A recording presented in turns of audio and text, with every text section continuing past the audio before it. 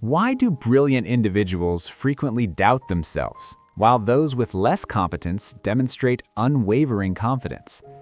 This phenomenon, known in psychology as the Dunning-Kruger Effect, reveals a fascinating paradox. True wisdom doesn't generate certainty, but rather a sharp awareness of one's own ignorance. Highly capable people tend to underestimate their abilities precisely because they understand the true complexity of the challenges they face. In this context, doubt stops being seen as a flaw and becomes the clearest sign of a superior intelligence at work. What separates a brilliant mind from an average one isn't just the amount of accumulated information, but the capacity for metacognition. Metacognition is the ability to reflect on one's own thinking. It's the act of monitoring the quality of your reasoning while it's happening. Competent individuals possess this skill at a high level. They don't just execute, they observe themselves executing. When faced with a problem, they can see not only the obvious solution, but also the exceptions, the nuances, and the potential flaws in that solution. This panoramic view creates a natural hesitation. They know the world is complex and that simple answers are usually wrong. Therefore, their doubt is a product of intellectual rigor, not fear. Furthermore, a brilliant mind operates under a standard of constant self-criticism. The expert compares their work not to the average, which is low, but to an ideal of perfection, which is unattainable. Upon realizing the abyss between what they know and what could be known, they feel humble. They understand that every new discovery only illuminates a new area of the unknown. This awareness of the vastness of knowledge acts as a brake on arrogance.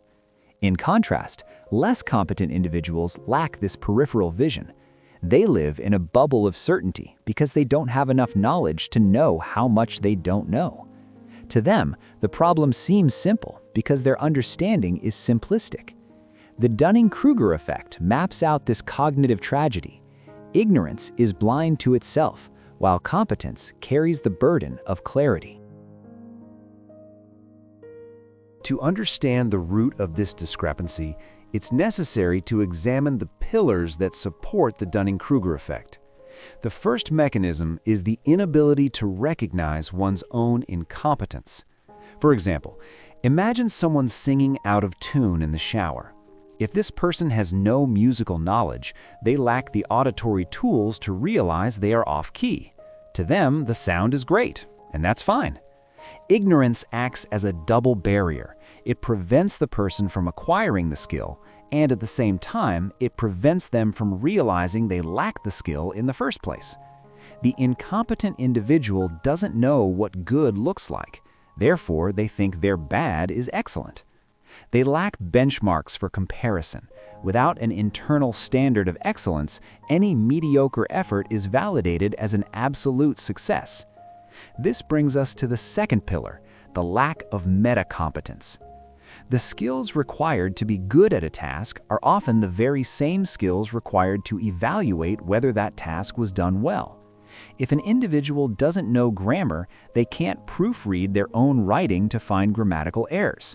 They are trapped in a closed loop of positive self-evaluation. This cognitive blindness explains why negative feedback is often met with shock or denial by these individuals. Let me know in the comments if you've ever met someone like this. They aren't lying when they say they think they did well, they genuinely cannot see the mistake. The brilliant mind, on the other hand, suffers from the opposite problem. It possesses metacompetence. It sees the error before anyone else does. And because they see the flaw, they assume that everyone else sees it too and is judging them. The expert's clarity regarding their own shortcomings makes them their own harshest judge, while the amateur's blindness protects them from any self-criticism. The third mechanism that completes the cycle is the overestimation of one's own abilities. Due to a lack of internal feedback, the inability to see the mistake, and ignorance of the subject's true complexity, the individual tends to drastically inflate their self-assessment. This creates the famous Mount Stupid on the confidence curve. At the beginning of any learning process, a person learns a little and thinks they already know everything. Confidence skyrockets. They feel like an expert after reading a single article online. This overestimation isn't necessarily malicious arrogance, it's a cognitive illusion. The brain fills the gaps in knowledge with optimistic assumptions. They believe they are more competent than the average, a phenomenon known as illusory superiority bias.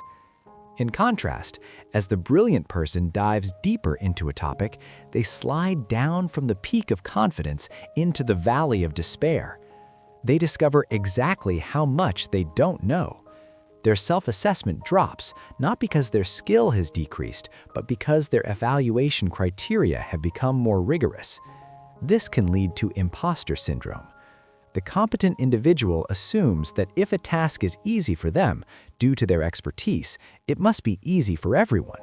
They underestimate their own rarity.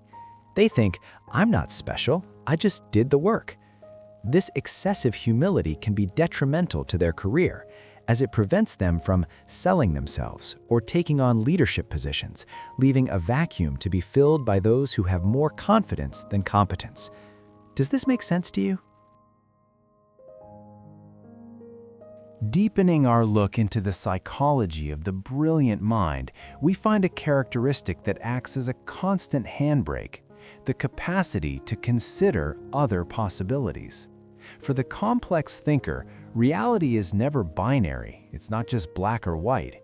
It is an infinite spectrum of gray. When analyzing a situation, the highly capable brain isn't satisfied with the first answer it finds.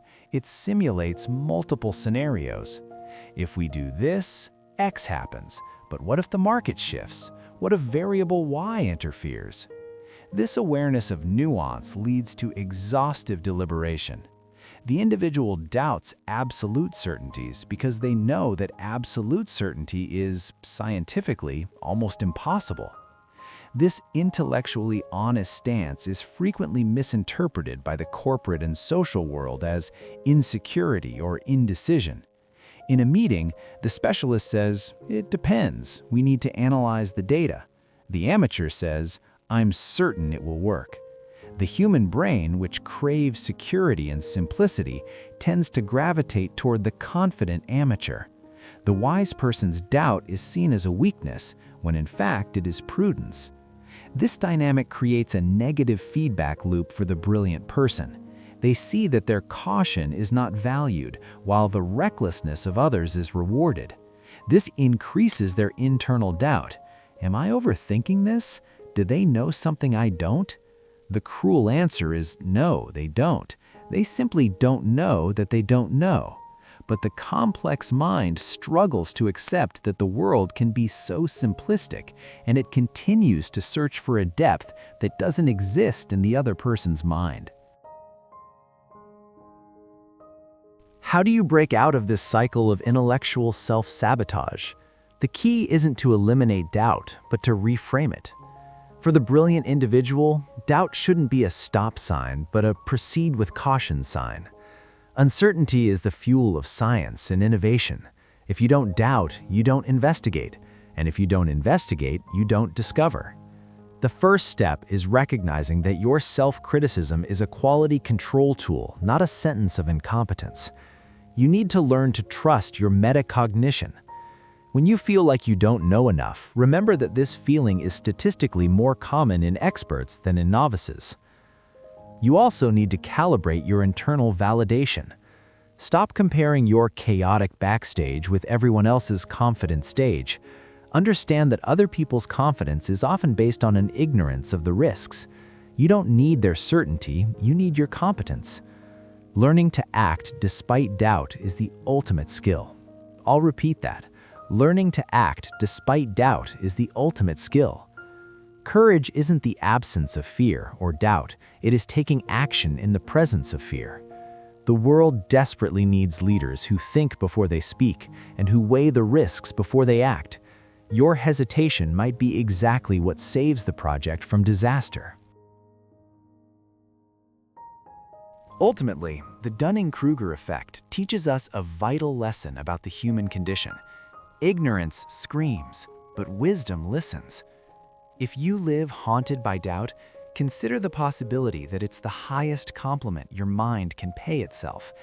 It means you are awake. It means you see the world in its true complexity. Don't let the cheap confidence of the incompetent diminish the value of your precious caution. Embrace your uncertainty. Use it to study more, to prepare better, and to ask the tough questions. But never, ever let it paralyze you.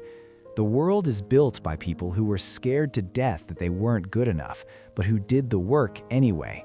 You are one of them. Today, we explored the labyrinth of intelligence and ignorance. We saw that doubt is a sign of competence, that arrogance is the offspring of blindness, and that intellectual humility is the hallmark of true masters.